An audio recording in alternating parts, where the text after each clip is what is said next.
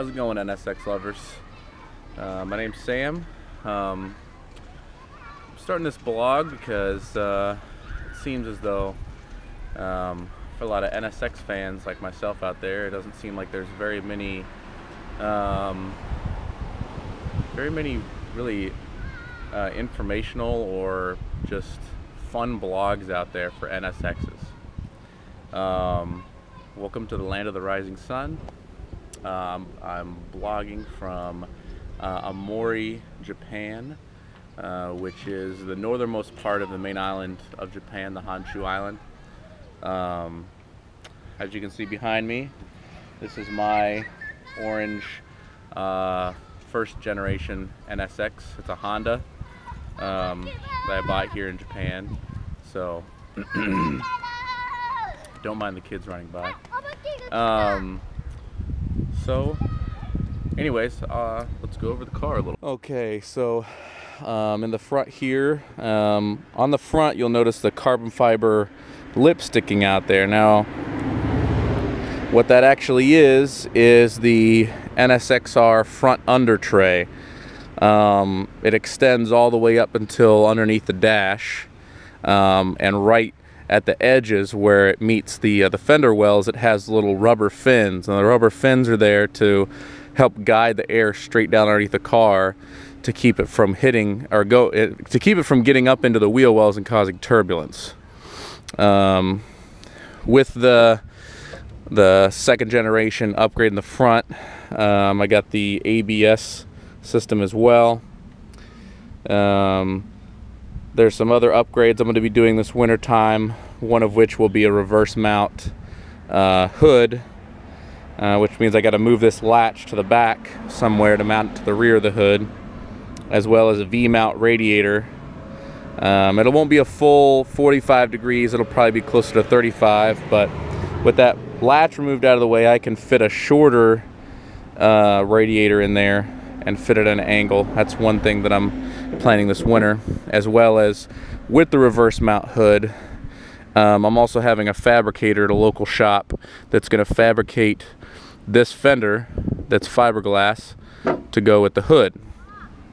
So the hood and the fenders will all come up as one piece to open up to give access to all of the suspension on this side, so I can make quick adjustments, as well as be able to lean over the side and make adjustments to things inside the car instead of leaning over the long nose of the front here. On the side, of course, are the AP racing brakes that I have on. They're the older version. It's a 4-pot with a 330mm disc that are due to be replaced soon because they're severely heat cracked just because of circuit time. The wheels on it are RE30 wheels. The fronts are a 17x9 double J plus 15 offset that have the outward position spokes for the big brakes. The rears are a 17x10 double J plus 15, which is a very rare size. I actually looked up for a good amount of time online trying to find them in that size, and almost nothing comes around. Back here, of course, is a carbon fiber rear wing, fiberglass trunk, and the Route KS NSXR GT rear bumper that they redid. It's the same one that they use on the Spoon cars. Exhaust is a Tytech GT009, which is really loud. A lot of people hate on the fact that it's a single side exit exhaust versus dual. Dual seems to be very, very popular in the States. Single side's not at all popular. I have actually a custom single side exhaust by Advance that's sitting in my storage that I actually posted on NSX Prime, and I've had a couple of people ask about it. No serious people yet. Okay, in the engine bay, it's basically the stock C30A drop-in filter. In the fender well, if you can see it, is ducting, piping ducting that goes to a horn that sits right inside the fender well there. It's kind of hard to see. That's just to get more fresh air and a better breathing than the choked up stock side snorkel that they had on these cars stock, that seems to only be good for sucking up dust and rocks that end up in the bottom of your air box. So definitely, if you still have the stock air box, it might be a good idea to swap out to something like this, or get the big side funnel piece. I believe it's by Downforce, if I'm not mistaken, that routes it straight from the scoop on the side straight up into there. I haven't done that just because I plan to go with ITBs soon, and it didn't seem worth my while to spend the money on it right now when I'm planning on going that route. As far as engine mods, really the only thing on it is the it's got Fujitsu GT racing headers. They're quite an expensive header. The average person probably wouldn't afford them. They were on the car when I got it, thank goodness, because I would never have been able to spend almost $5,000 on a set of racing headers. They do breathe exceptionally well. I can't say enough good things about these headers. If you're going for a set of street headers for the car, KSP in Japan makes a really good set. Tech makes a good set of headers. Science of Speed, from what I understand, makes a good set, as well as there was one other company. I'll think of it later. Mugen says they sell a special set. I've only ever seen one set up for sale, but they're still fairly expensive, about $2,500 used condition. Spoon has a set as well, but even more rare to see online. Of course, you can see the rear strut bar. It's a nice quality strut bar. It's made by the same company, I believe, Advance, that makes the inner fender braces I have in there, the tri-bolt location fender braces. I have Teen Circuit Masters for suspension. They're exceptional for the circuit. They work really, really well. They're very nice fine-tuned adjustments, and I love them. Good thing about Teen is Japan, if you send them to Teen in Japan, or one of their affiliates that sells them, they will rebuild them for like $300. So as much trash talking as there is about Teen exhaust or Teen suspension systems, they actually are fairly cheap to maintain. They are a rough ride. That's probably their biggest complaint from everybody I know that uses them, is that the ride is rough. But the NSX isn't exactly, you know, the smooth luxury car that some people make it out to be. Alright, so let's go to the interior.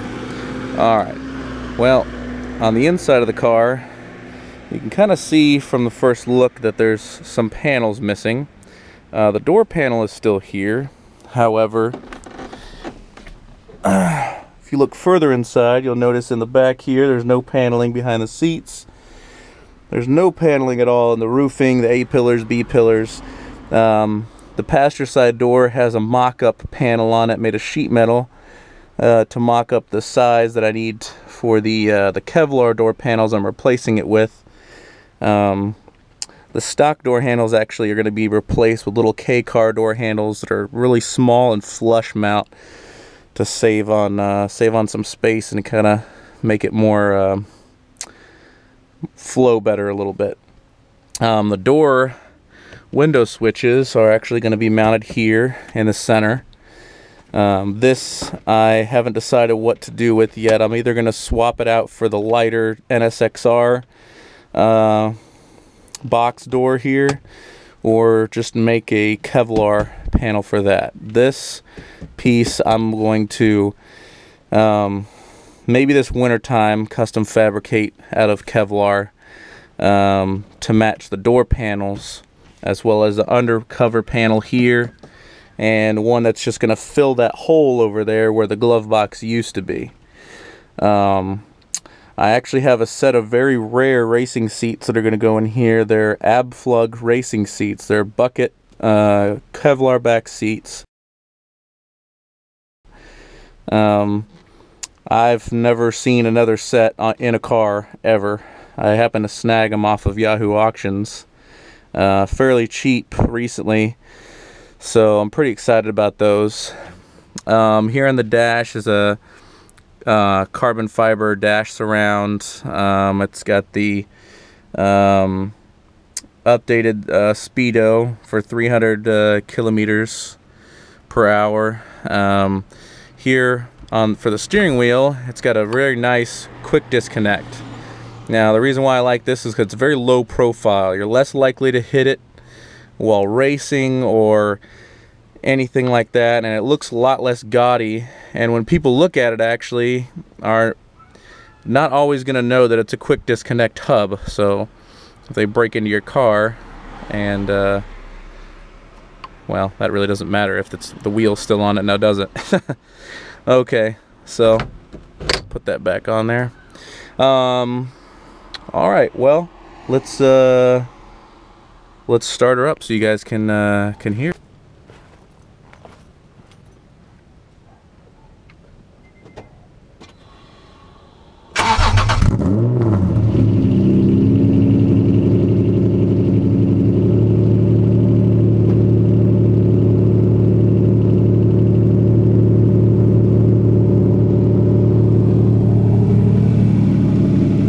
As you can hear, it's pretty loud. The car right now is completely straight piped. There is no catalytic converters on the car. It's straight all the way out to the rear, and it's like nothing else. I will say that. I'm gonna take a quick drive here in a second, which I'll video for you guys so you can see what some of the roads are like here. I'm just gonna take a quick drive down to the local mall. Actually, I think there's a movie playing that I wanted to see, so you guys can actually hear it opened up a little bit. Just getting on the highway ramp, nothing above speed or above what the posted speed limits are or anything. But yeah, so just stand by for a couple minutes. We'll get some in-car video. So before we get to the highway, I figured I would bring up something that's brought up fairly often.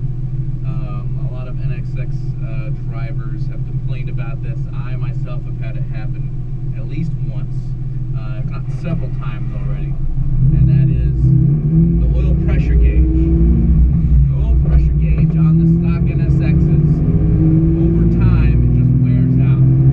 Gets a lot of gunk build up in there. It needs to be changed. So,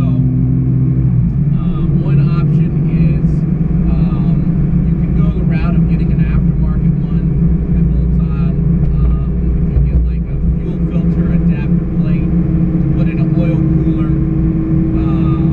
Or your other option is Science of Speed makes a replacement for your stock oil pressure sensor that bolts onto your engine. That is not only better, but cheaper than the original replacement part from Acura or from Honda. So, for those of you that want to keep a clean-looking dash and want to continue to use your stock pressure gauge and for it to be accurate, Science of Speed makes a great replacement for that. I'm not discounting